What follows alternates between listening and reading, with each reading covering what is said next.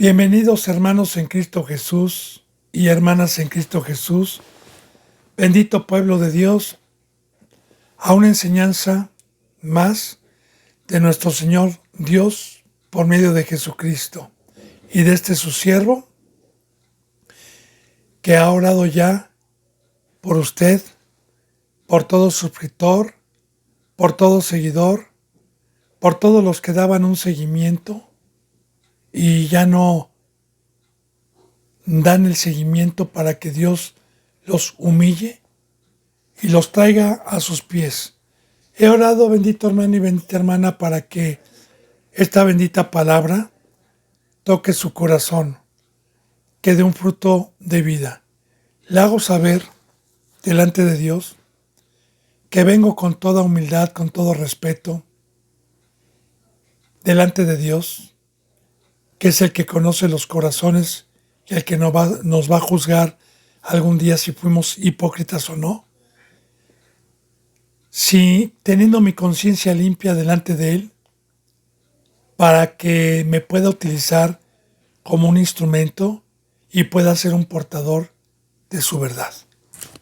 A todos los que están en México, en Estados Unidos, en España, en Ecuador, en Perú, en Colombia, en Chile, en Puerto Rico, mis más sinceras deseos de amor y de salvación para usted y para los suyos. Así que me pongo a los pies para continuar con la enseñanza número 81 de Salmos 66. En este Salmos, como en muchos otros, y en el Antiguo Testamento, estamos aprendiendo profecías de las riquezas y las bendiciones del nuevo pacto, de lo que nos trajo nuestro Señor Jesucristo y los que fueran a recibir por la credulidad, por tomar la cruz, todas estas bendiciones. Estamos viendo también el fruto del pacto y del amor de Dios por medio de su iglesia. Así que continuemos. Salmos 65, perdón, me equivoqué. Salmos 65, 7. Ayer veíamos en Salmos 65, 6 que Dios es el que afirmó los montes con su poder. Sí, ayer explicábamos este simbolismo, bendito hermano y bendita hermana, que nosotros, de cierta manera, somos montes, somos de arriba, especificando también la firmeza del poder de Dios, porque un monte es muy difícil moverlo, y esta bendita ley, este bendito pacto que nos da a los que tienen fe, no nos mueve nadie. Como dice la palabra, ¿quién nos separará del amor de Dios? Ni lo alto. Eso representa simbólicamente el monte, el poder que nos trae para afirmarnos en este camino y también ser de arriba y no de abajo. Bueno, eso lo vimos ayer. Dice en el versículo 7, Señor, en este nuevo pacto, tú eres el que sosiegas el estruendo de los mares, el estruendo de sus ondas. Fíjate bien, sosegar es el que tiene el poder. Como ponemos un ejemplo, bendito hermano y bendita hermana, ¿no?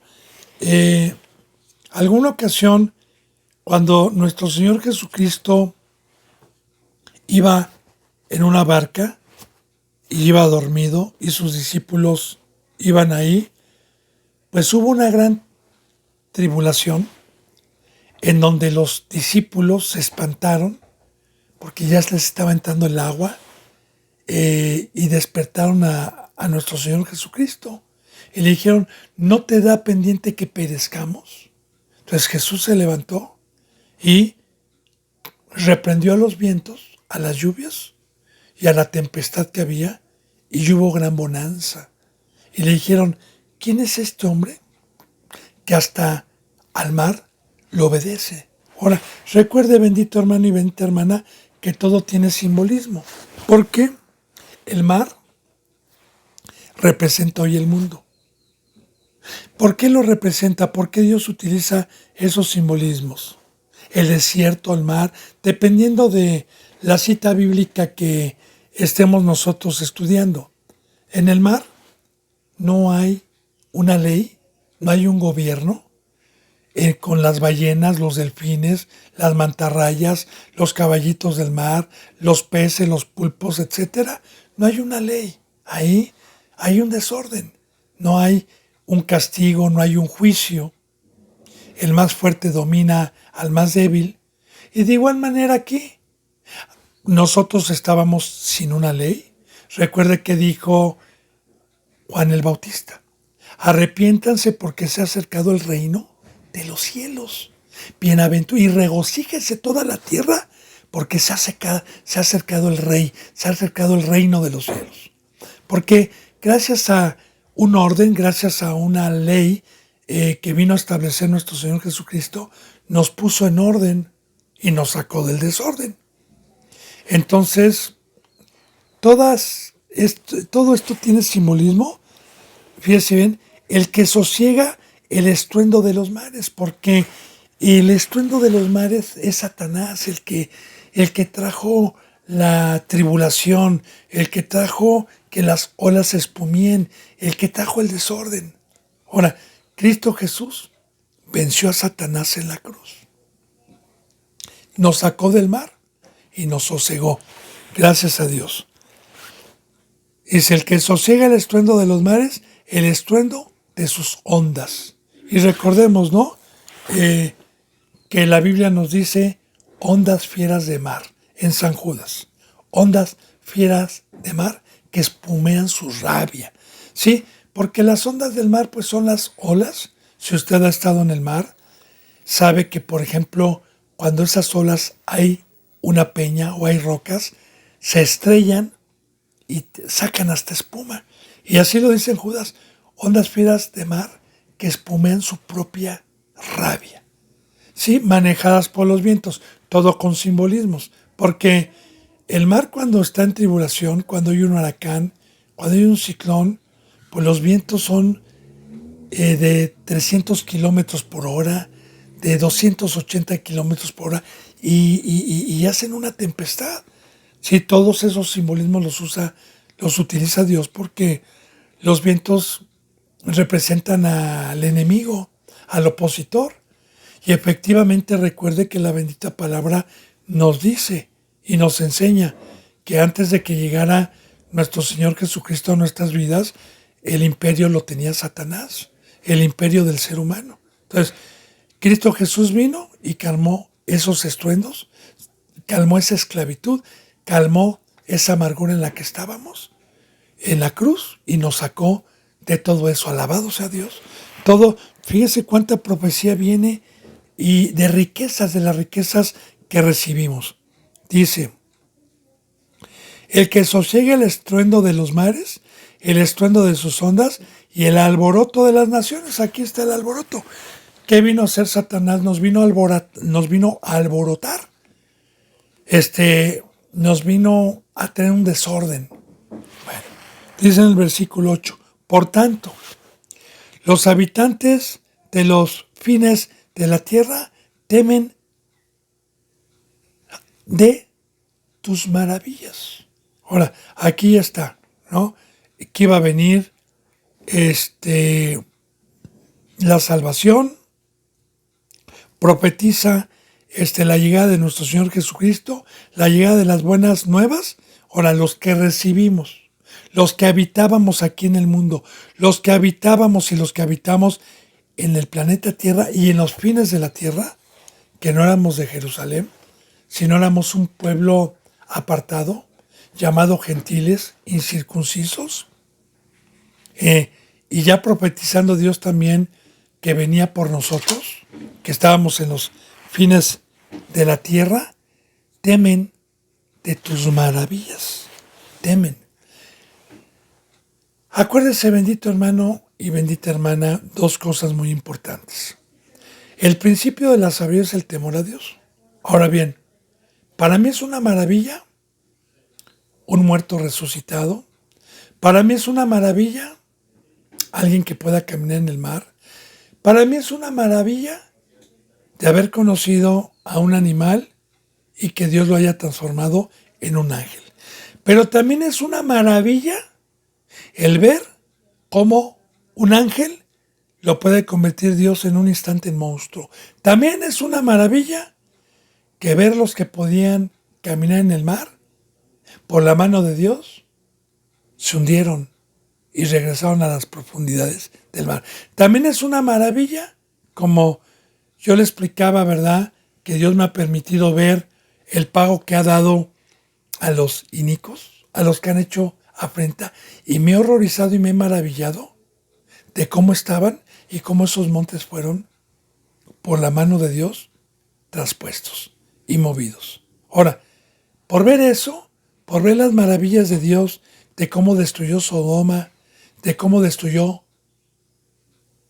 Gomorra, de cómo vino el diluvio y inundó el planeta Tierra, porque eso es maravilloso, ¿verdad?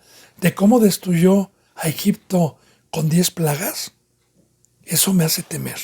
Como dice también en el Nuevo Testamento, así lo dice literalmente, dice la bendita palabra, y nos pone de ejemplo a los que fueron abnegados en el diluvio, en el Nuevo Testamento.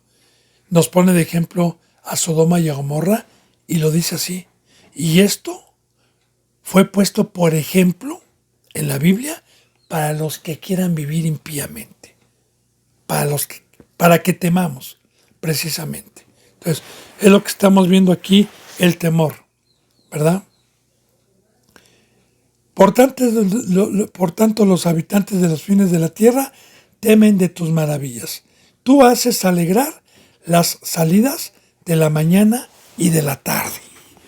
Y sí, bendito hermano y bendita hermana, ¿no? Tú haces alegrar las salidas de la mañana y de la tarde. Mire, anteriormente, cuando yo era de la carne, pues llevaba una vida desordenada, sin una ley. Y un poder que me gobernaba me inclinaba al vino, al alcoholismo de fines de semana social, y vivía con amargura.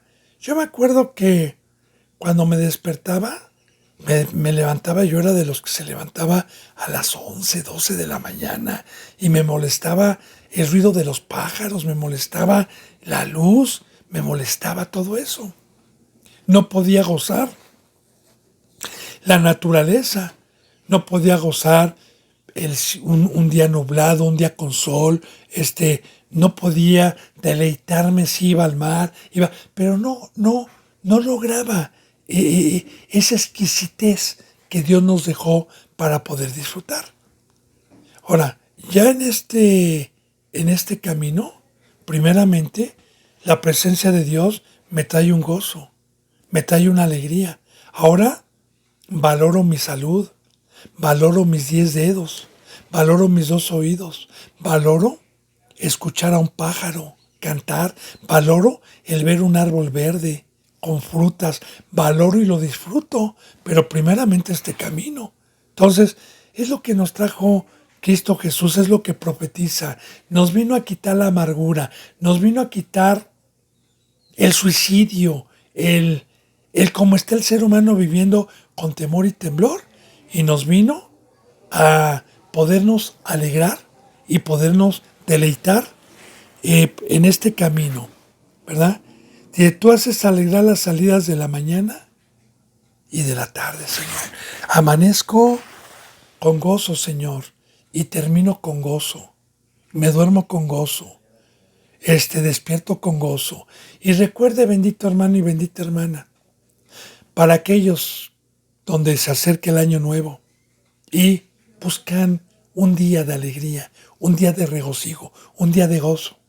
No, la presencia de Dios todos los días me trae fiesta, todos los días me trae banquete, todos los días me trae convivencia fraternal, todos los días me trae este gozo. No como la gente del mundo que está desesperada, buscando un consuelo en la familia, un, un pasatiempo después de toda la amargura y ficticio, porque el amor y el verdadero gozo lo da Dios. Y esta es otra de las riquezas que nos trajo, ¿verdad? El sacarnos de una comida amarga y de darnos una comida dulce, una vida dulce, que es como la miel. Dice en el 9, visitas la tierra y la riegas. En gran manera la enriqueces. Con el río de Dios lleno de aguas. Preparas el grano de ellos cuando así tú lo dispones. Profecías que trajo Dios por medio de Cristo. Profecías, hermano y hermana, de este nuevo pacto con simbolismos. Fíjese bien la profundidad. Visitas la tierra y la riegas. Bien. Bíblicamente, la bendita palabra de Dios nos enseña que el agua es la presencia de Dios que vino de allá arriba y la derramó a toda carne. Ahora, antes de que viniera nuestro Señor Jesucristo, la tierra estuvo seca, estuvo sin la presencia de Dios, estuvo sin agua y no había fruto. No había el fruto de amor, no había el fruto de luz, no había el fruto de dar mi vida por alguien, no había el fruto de dar testimonio de Dios, no había el fruto de estar en su campo, no había el fruto de un huerto, porque Satanás lo vino a quemar y lo vino a destruir. Y Dios, en todo el Antiguo Testamento, trabajó con un pueblo para regresarnos nuevamente el agua que perdió Adán y Eva, que es la presencia de Dios. Y es la bendita palabra, es el reinado, la exhortación, la amonestación a inclinar nuestras vidas a ser hacedores de la palabra. Porque ese es el agua, como dice en San Mateo, bienaventurado el que tiene hambre y sed de justicia. Y sed de justicia. Ahora, yo no puedo ser justo si no tengo la ley. Debo de tener la ley de Dios para ser justo. Debo de tener ordenanzas. Ahora, ¿qué es tener sed? El decir, Señor, ya lo hice, ¿qué más sigue? Porque sé que esa agua me lleva hasta la vida eterna y me da vida.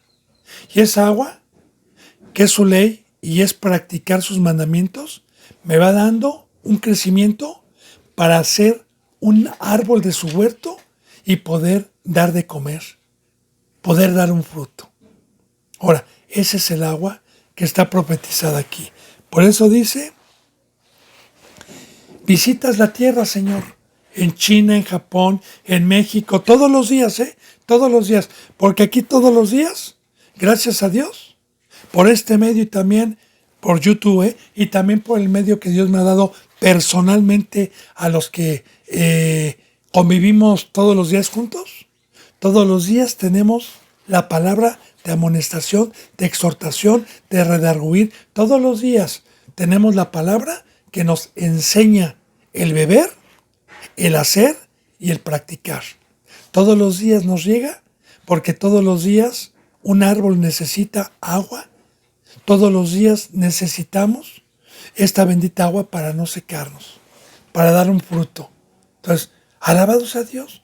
Digo, siempre nos habla con simbolismos. Por eso dice, el que tenga oídos para oír, escuche lo que el Espíritu Santo dice a las iglesias. Visitas la tierra y la riegas, en gran manera la enriqueces. Sí, claro, porque también le dije, bendito hermano y bendita hermana, que con la bendita palabra íbamos nosotros a profundizar cuáles son las riquezas que Dios trajo y las que trajo Satanás. Porque las riquezas que Dios trajo son espirituales, no son temporales, no son pasajeras, no habla de cosas materiales, nunca nos habla de dinero, nunca nos habla de casas, nunca nos habla de eso. Entonces, en el momento en que Cristo Jesús vino a sembrar y trajo semillas y me sembró. Necesité el agua, el bautizo, el agua que vino al mundo, el cual, gracias a esa agua, murió la semilla y resucitó una vida nueva que todos los días requiero de esa bendita agua, que es la presencia de Dios, para ir creciendo y para ir dando un fruto. Ahora, un árbol se enriquece con el agua porque va creciendo y luego da mucho fruto. Entonces, el tener la presencia de Dios, yo le digo, bendito hermano y bendita hermana, que no se le puede comparar con nada de lo que puedan desear nuestros ojos y nuestra carne aquí en este planeta Tierra. ¿O con qué puede comparar usted a Dios? Dígame. ¿Con la mitad de la Tierra? ¿Con 5 millones de dólares en el banco? Que serían 100 millones, 50, serían 1,000 millones de pesos quizás, mexicanos. O sea, ¿puede comparar a Dios, a usted, con todas las piedras del mundo?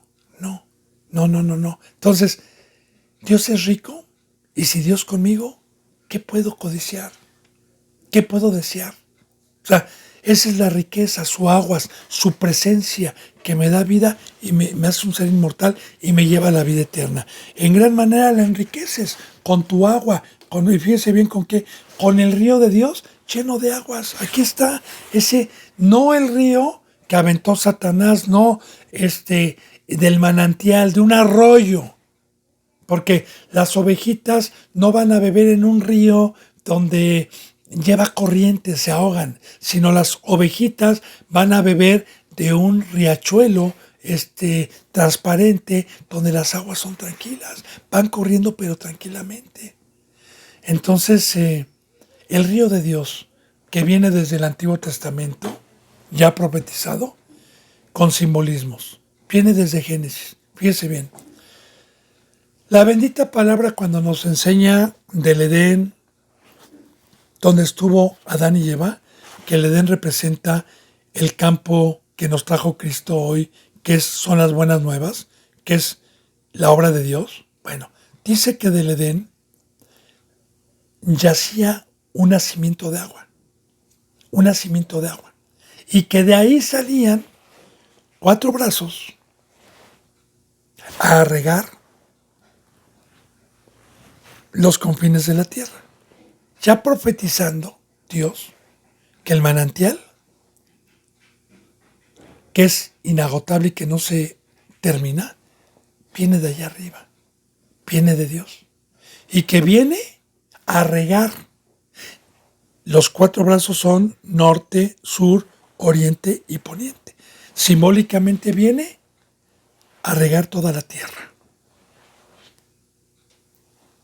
Entonces, ese es el río que en una iglesia todos los días tiene lluvia, todos los días tiene exhortación, porque vuelvo a repetir, bienaventurado el que tiene hambre y sed de justicia. O sea, el río, el agua ¿sabe qué, hermano? Este es el pacto, hágalo, y en el momento que tengo el amor de Dios por medio de un representante que me está enseñando el camino y yo lo practico y me está cuidando para que lo haga, me está exhortando para que lo practique, mas no obligando. Entonces en ese momento estoy en el río, estoy con el agua, no me voy a secar, porque bíblicamente la vida es guardar todos los mandamientos, es practicar todos los mandamientos. Esa es la vida. Entonces, con el río de Dios lleno de aguas, que es la exhortación, y es sus proverbios y sus mandamientos para tener vida. Y dice, preparas el grano de ellos cuando así lo dispones. De igual manera, el grano representa la comida. Recuerde, bienaventurado el que tiene hambre. Y sí, Dios utiliza la palabra grano porque el trigo está lleno de granos. Y simbólicamente Dios utiliza el trigo como un alimento porque el trigo es un alimento muy completo para el cuerpo humano, que tiene muchas propiedades. Dios utiliza simbolismos, como la cebada, como el trigo. Ahora, Él vino cuando dijo Cristo Jesús, les traigo una buena noticia, seres humanos. Yo soy el maná que ha descendido del cielo. Todo el que a mí viene y me come, tendrá vida. Y eso es el grano que preparó Dios. El venir a la palabra es un alimento. Y el comerla y el hacerla es la bebida, es el agua. Entonces, aquí está dicho, preparas el grano de ellos. ¿De quién? De los que creímos, de los que proféticamente estamos en este camino. Cuando así lo dispones. Sí, porque ¿qué querrá decir cuando así lo dispones? Al que es merecedor. Porque también Dios le quita el grano, le quita la comida al que no sale del mundo, al necio, al impío, al inicuo, al que duda, al que no tiene fe. Entonces, Dios no le dispone grano. A ellos no les dispone grano. Entonces, cuando así Dios lo dispone, dice en el 10, haces que se empapen sus surcos, haces descender sus canales, las ablandas con lluvias, bendices sus renuevos. Ahora, muy importante, bendito hermano y bendita hermana. La bendita palabra siempre nos habla con simbolismos, ¿verdad? Porque un surco se hace cuando un campesino, alguien que se dedica a sembrar, hace un surco en la tierra, ya sea con animales, con ciertas herramientas a la antigua, o ya sea con un tractor, ¿verdad? Hace un surco. ¿Para qué hace un surco? Para sembrar, para echar semillas. Luego se cierra el surco, que es muy importante porque el surco es ir, que una iglesia se dedique a ir con los corazones endurecidos y que con el evangelio estamos surcando para que esa semilla, por medio del evangelio, se bautice, porque el surco representa algo de inmersión, algo donde se avienta la semilla. Vamos a suponer que el surco sea de este tamaño de mi cabeza, un poquito más, ¿verdad? Y cuando se abre, entonces se echa la semilla que representa recibir a Cristo en el corazón y luego se echa la tierra que representa bíblicamente sepultarnos. Porque así lo dice en Romanos 6, que todos los que fuimos bautizados, fuimos sepultados juntamente con Cristo, muertos al mundo, muertos a la carne. Ahora, una iglesia donde está Dios, prepara el grano, tenemos semilla y permite que por esa iglesia hagamos el surco, que ya le dije que es, ¿sí? Y para que se empapen. O sea, nosotros abrimos el surco de la iglesia y Dios la empapa. Como dice la bendita palabra en Corintios, fíjense cómo dice. Pablo decía, ¿quién es Pablo? ¿Quién es Apolos? ¿Que no somos únicamente servidores de Dios? El cual uno riega, otro planta, pero el crecimiento lo da Dios. Ahora, también nosotros regamos por medio de la palabra, porque recuerde, bienaventurado el que tiene hambre y sed de justicia. Los ríos son una iglesia que está exhortando, que está amonestando y que está hablando con la verdad para enseñar el camino verdadero. Por eso dice, hace surcos con el Evangelio y los empapas. Porque una vez que se siembra y una vez que se sepulta sin agua, no hay vida. Se necesita, y no nada más cuando sale la vida nueva, el racimito, sino que hay que estarlo regando todos los días. Por eso habla de un río continuo. Por eso la bendita palabra nos enseña que esta bendita agua es todos los días. Haces descender sus canales, las ablandas con lluvias. Ahora, muy importante, haces descender sus canales porque obviamente en la agricultura, para que pueda llegar el agua, se hace una inclinación para que todo el agua pueda llegar a la semilla y hace descender porque esta lluvia vino aquí abajo, vino al planeta Tierra, vino al mundo. Y ahora dice, las ablandas con lluvias. Sí, aquí está una tierra dura donde nunca recibió agua, que éramos nosotros, y que nuestro corazón estuvo endurecido. Y si en un lugar que no ha llovido en 20 años y la tierra está totalmente seca y dura, cuando llueve, y llueve, y llueve, y llueve, y llueve, en 2, 3 meses, en un año, ya se ablandó. Y así es el discipulado. Así es como yo tenía un corazón duro. Primeramente con el Evangelio se me abrió un surco, se me puso la semilla que fue el Evangelio, recibí a Cristo, me sepulté y todavía una vez que me convertí en cristiano, todavía tenía un corazón duro. Entonces, el agua, que es la bendita palabra de Dios, y que corría todos los días como un río, y que descendía de allá arriba como canal, me fue ablandando mi corazón hasta hacerme una nueva criatura. Sí.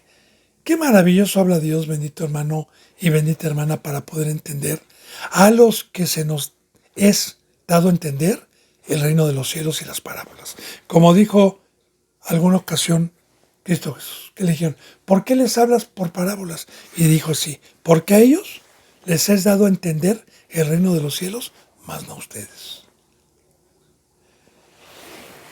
Bueno, muy bien.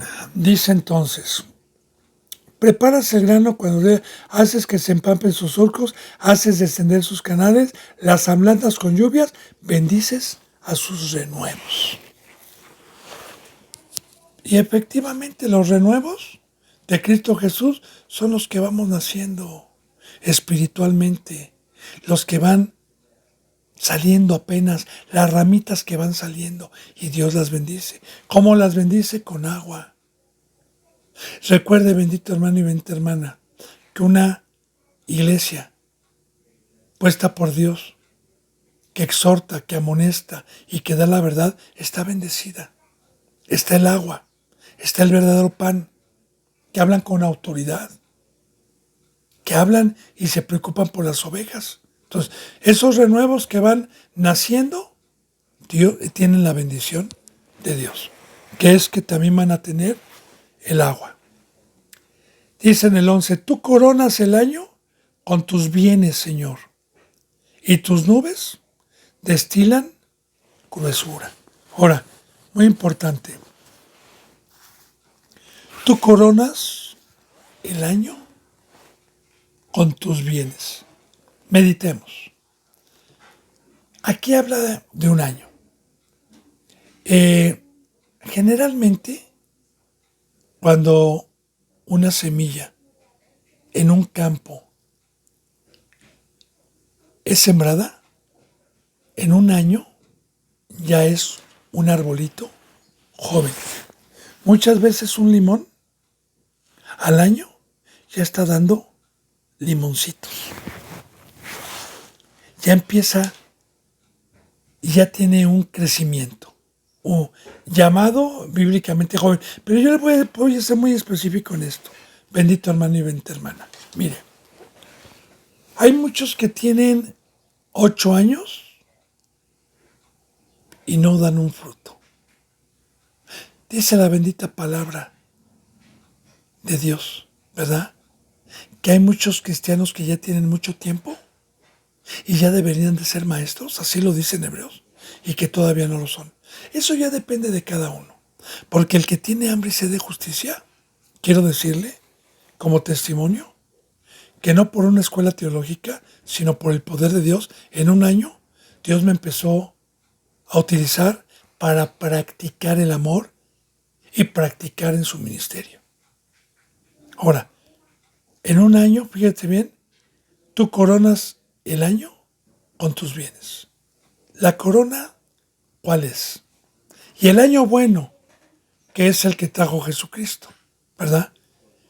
Pero ¿qué es coronas? Los que han dado un seguimiento, una de las muchas citas bíblicas que nos habla de corona es en Proverbios, que ahí a mí me parece en Proverbios la más adecuada y la más lúcida para poder entender. Dice la bendita palabra que a un siervo fiel Dios lo coronó con la sabiduría.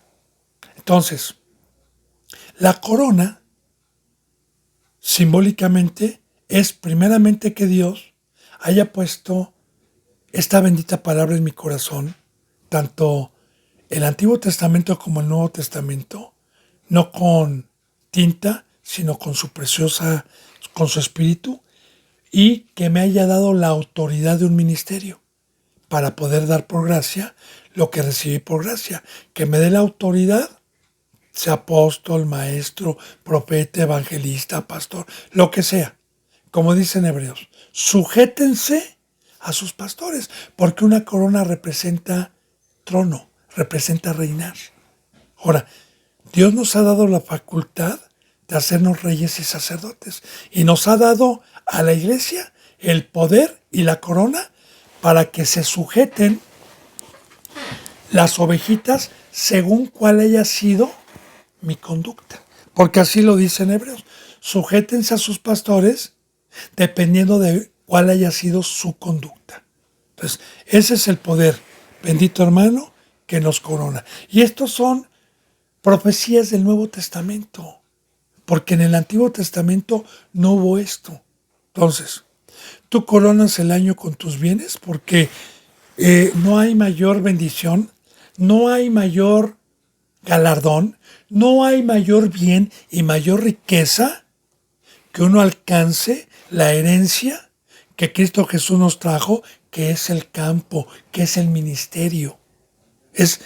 Mire, bendito hermano y bendita hermana, Dios nos enseña que corramos con paciencia la carrera, puestos los ojos en el galardón. ¿Cuál es el galardón? Que Dios me escoja para poder trabajar en su obra. Porque si Dios me escoge para poder trabajar en su obra, voy a la vida eterna. Entonces, ¿es una riqueza? Claro que es una riqueza. El que me haya regresado la herencia o bien el fruto y la riqueza que perdió Adán y Eva y que me la haya regresado por medio de la muerte y resurrección de nuestro Señor Jesucristo.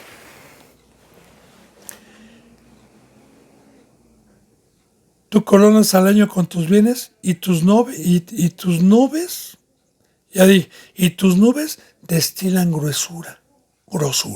Ahora bien, las nubes, ¿quiénes son las nubes? Mire, simbólicamente, de hecho le voy a ir concordando con citas bíblicas. San Judas, por ejemplo, nos habla de las nubes y nos da el entendimiento simbólico a qué se refiere Dios. San Judas, que es un capítulo nada más, que está antes de Apocalipsis, habla, esa epístola nos habla y nos alerta de la iglesia apóstata, de los que engañan. Y dice así, estos son nubes sin agua, llevadas por el aire.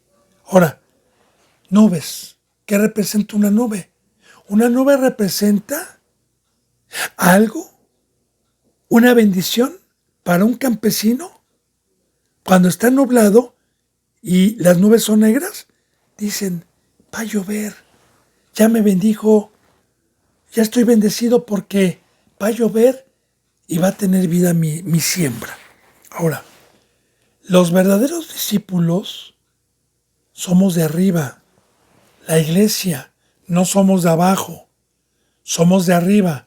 Y de igual manera Dios nos utiliza para exhortar, para amonestar, para redarguir, para corregir, para hablar con autoridad la bendita palabra de Dios. Que ya vimos lo que es el agua.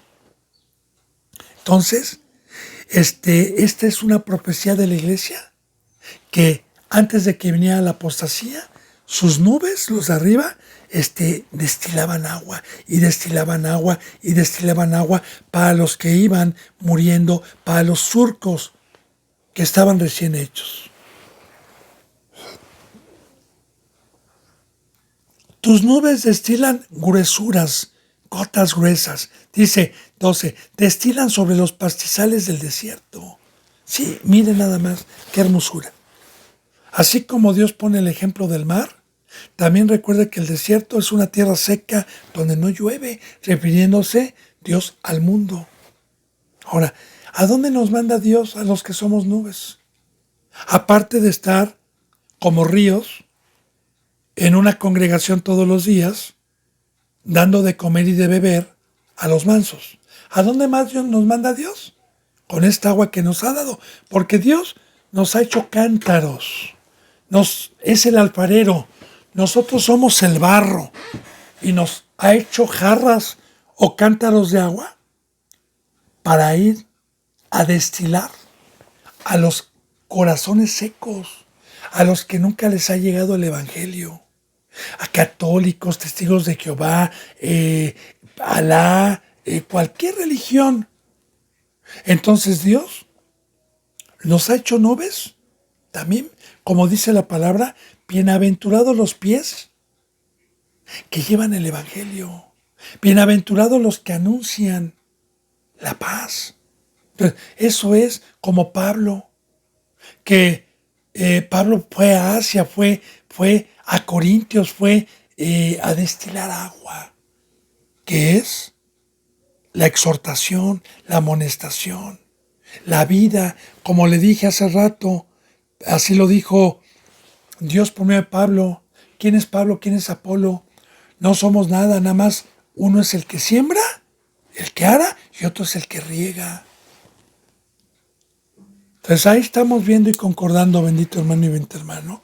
Ahora, destilan sobre los pastizales del desierto, porque cuando llegamos a un lugar donde es desértico y empezamos a llevar la palabra, empieza a haber vida, empieza a haber pastizales por medio del bautizo, por medio del surco, y empieza a haber una vida. Y los collados se ciñen de alegría. Porque pues la alegría es donde hay vida, ¿no? Yo, de hecho, pues en un desierto, en medio de la nada, donde no hay ni agua, ni hay un bosque, ni una selva, ni veo un pájaro, ni veo vida, es desolante, es horrible. Pero, ¿cómo va a comparar usted estar en medio de un desierto a estar en medio de un bosque, con ríos, con manantiales, con pájaros, con agua, con vida? Entonces, estos simbolismos pone Dios. Por eso nos alegramos. Porque una persona que está en medio del desierto, desolada, y de repente es puesta en medio de un bosque donde hay frutos, donde hay vida, donde hay pájaros, donde hay agua, pues se va a alegrar. Entonces siempre nos habla con simbolismos de dónde nos sacó y a dónde nos trasladó y las riquezas que tenemos hoy espiritualmente hablando. Pues los collados se ciñen de alegría por esta lluvia. Dice, se visten de manadas los llanos y los valles se cubren de grano. Dan voces de júbilo y cantan. Ahora, se visten de manadas los llanos. ¿Pues qué? Una ovejita, ¿qué es lo que busca? Pues busca una pradera. No busca un desierto. Una ovejita no puede vivir en un desierto. Entonces, las ovejitas buscan lugares donde llueva, lugares altos, lugares donde puedan ser apacentadas. Entonces, nosotros, la iglesia, que fuimos un surco, que fuimos sembrados, debemos de apacentar a las ovejas, porque aquí está profetizando las riquezas de una iglesia en este nuevo pacto. Por eso dice, ¿verdad? Se visten las manadas o se visten de manadas los llanos. Los llanos. Entonces, qué hermoso es cuando no estaba la apostasía, ¿verdad? Ver congregaciones con ovejitas comiendo la verdadera palabra de Dios, de los que tienen agua, de los que dan un fruto. Dice, los valles se cubren de grano, ¿sí? Hay una alabanza, ¿verdad? De cuando uno alcanza una estatura del varón perfecto, donde dice, trigo soy, del granero, del Señor, del Señor. ¿Y qué tenemos que ir a hacer nosotros? A apacentar, a hacer trigo, a dar un fruto, a dar de comer. Entonces, los valles se cubren de granos. Recordemos, todo árbol que no dé buen fruto va a ser cortado. Acuérdese también como una parábola para poder fortalecer esto. Alguna ocasión, nuestro Señor Jesucristo, como una enseñanza, como una parábola, iba con sus discípulos y tenía hambre y vio un árbol de higo y se acercó para comer. Pero el árbol no tenía higos. Entonces lo maldijo y lo tocó y se secó. Ya profetizando que todo aquel que fue llamado para dar un fruto, para dar grano, para apacentar, para hacer un valle para las ovejas, porque ese tamaño tenemos que llegar, pues Dios lo va a maldecir y lo va a secar, porque para eso nos llamó. Esta es la iglesia, este es el tamaño. Lo que damos por gracia, lo que recibimos por gracia, lo tenemos que dar por gracia algún día. Entonces, los valles se cubren de grano. Son canastas llenas de panes y de peces para apacentar. Y dan voces de júbilo y cantan. Ahora, ¿qué me da a entender esto, bendito hermano y bendita hermana? Mire, el que llega a alcanzar la meta de la estatura del varón perfecto y terminó la prueba, su discipulado, y alcanzó la herencia que habíamos perdido, que es el negocio del Padre, la obra del Padre, el amar al prójimo, quiero decirle que para eso nos hizo Dios, para eso nos diseñó Dios. Aquí encuentro el gozo y la alegría y salir de la amargura. Yo le he puesto ejemplos muchas veces para poder comprender. Y le he puesto el ejemplo de una licuadora. Que si una licuadora tuviese vida y yo la diseñé como ingeniero y la inventé y la licuadora tuviera vida y por no leer el instructivo y por ignorancia la licuadora codició el ser carro, pues no va a funcionar como carro y se va a romper. Si la licuadora codició ser un martillo, pues no va a funcionar como martillo y se va a romper. Y etcétera, ¿verdad? Pero si la licuadora lee el instructivo y supo para qué fue hecha y empieza a funcionar para lo que fue hecha, entonces se va a alegrar porque va a funcionar y para eso fue hecha. Así también nosotros, bendito hermano y bendita hermana, Dios nos hizo para servirle. Todo lo que hay arriba en los cielos, le sirve. Los ángeles son mensajeros, son servidores de Dios. Dice la bendita palabra que todo lo que hizo Dios y tiene hálito de vida le sirve. Entonces, yo antes no le servía. Antes me servía a mí, antes servía al diablo. Pero cuando leí el instructivo, cuando tuve estas riquezas y alcancé a comprender para lo cual fui hecho, y por fe puse diligencia para poder tener esta herencia, esta riqueza, entonces me vino la alegría, me vino el gozo.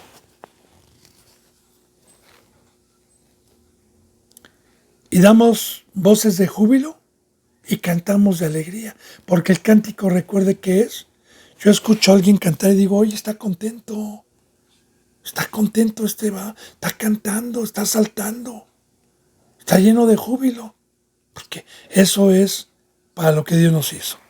Bueno, bendito hermano y bendita hermana, vamos a empezar el Salmos 66, 1. Aclamar a Dios con alegría toda la tierra. Ahora, aclamar, clamar, orar a Dios. Pero fíjense bien cuál es la condición, porque hay que meditar, hay que profundizar en cada palabra. Aclamar a Dios con alegría.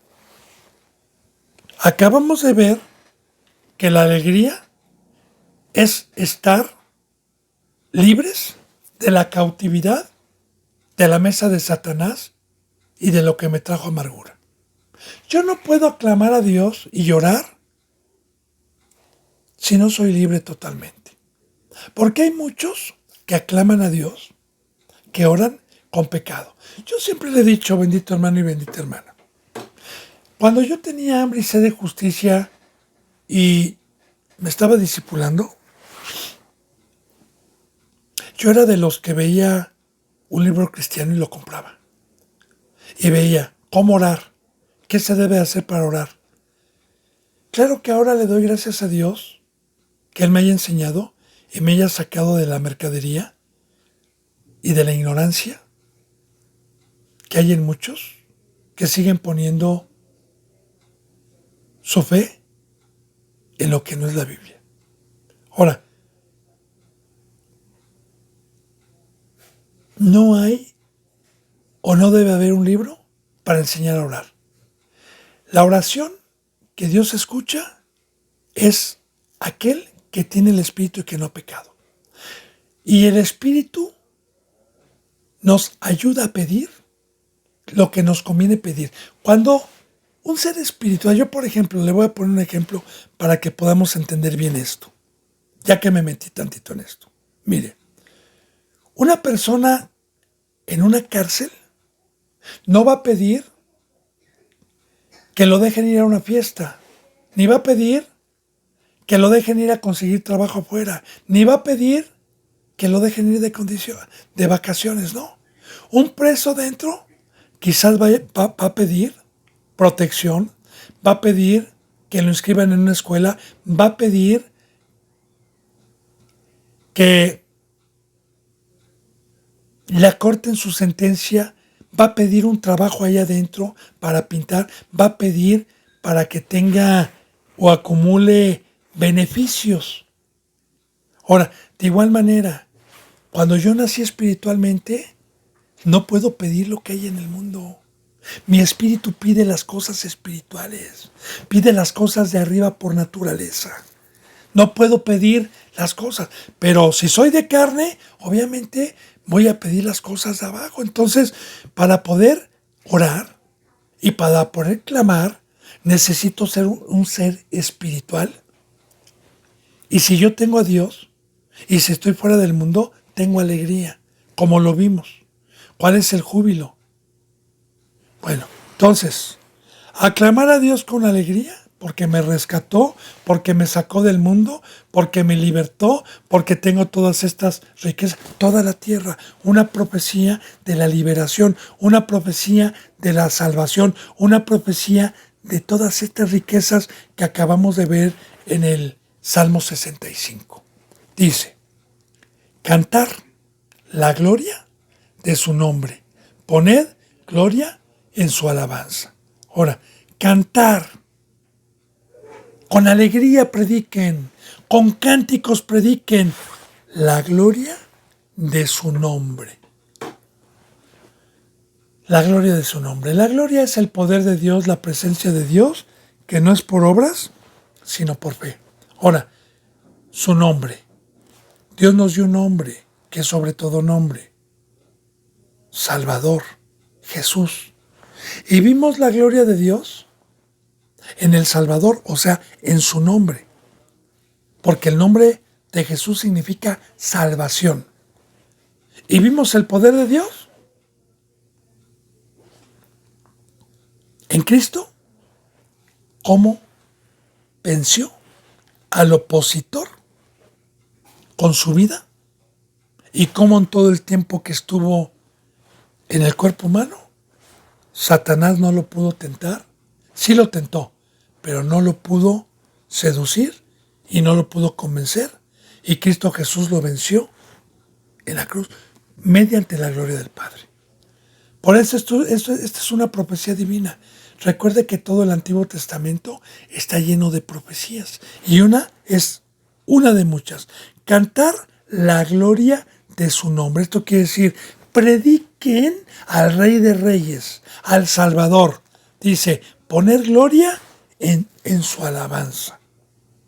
Ahora, ¿qué es poner gloria en su alabanza? Bien. Por ejemplo, poner gloria es esto. Echó a la mar, ¿quién? Su gloria. Las enfermedades, ¿quién? Su gloria. Tristeza y pobreza, echó a la mar. Echó a la mar quien nos perseguía, ¿quién? Su gloria. Echó a la mar los carros del Faraón. Echó a la mar los carros del Faraón. Entonces, vamos a cantar de su poder que destruyó nuestra vieja amargura, nuestra esclavitud. Jvamos a cantar alabanzas a su poder. Recuerde, bendito hermano y bendita hermana, no es por obras, para que nadie se jacte. Aquel que es libre, aquel que puede caminar hoy en el mar, es por la gloria de Dios, y vamos a dar testimonio, tanto en las prédicas como en la alabanza. Poner gloria en su alabanza, de igual manera, poner gloria en su alabanza es que el que se acerque a quererlo cantar, que sea con poder, que sea con la presencia de Dios, que sea con gloria. Porque Dios, cualquier obra que hagamos, no nos vale si no tenemos a Dios. Ahí está, 1 Corintios capítulo 13. ¿Qué dice la palabra? Que si yo diera mi vida para ser quemado, que si yo diera todo lo que poseo y doy mi vida por alguien y quiero darle a alguien todo, siendo rico, sin amor, dice así, sin amor, nada soy. Sin amor, nada soy. De igual manera, si yo quiero predicar, si quiero salir ahorita a tocar puertas, sin amor, sin Dios, sin gloria, no me vale. De igual manera, si yo me levanto hoy para dar la palabra y para subir en YouTube una enseñanza cada día, sin la gloria, sin Dios, no me vale. Porque todo debe de ser con amor, y el amor es Dios.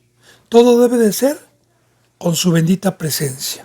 Por eso dice, canten la gloria de Jehová, pongan gloria en su alabanza, pongan gloria en su alabanza, que sea con su presencia, su alabanza y cualquier otra cosa.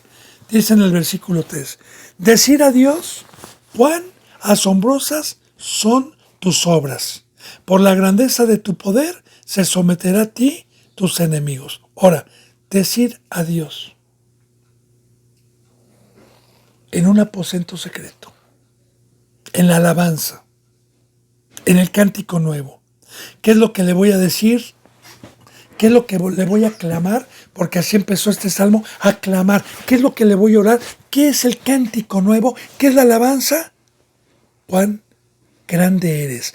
Cuán grande es Él, cuán grande es Él, al contemplar los cielos y la tierra. O sea, decir a Dios cuán asombrosas, Señor, son tus obras. Y la palabra asombrar es de quedarme perplejo con la boca abierta, porque el ver cómo resucita Dios a los muertos, el ver cómo les da vida y cómo los va transformando de animales a seres espirituales, el ver un ser de arriba y no de abajo en la cruz, en el mar, a mí me asombra, a mí me impacta, primeramente con este siervo, pero una vez que lo hizo conmigo, también he podido ver el asombroso poder de Dios. Y a Dios le gusta que lo exaltemos en secreto. A Dios le gusta que hagamos cántico para exaltar su grandeza. Cantar la gloria de su nombre. Poner gloria en decir a Dios, cuán asombrosas son tus obras, Señor.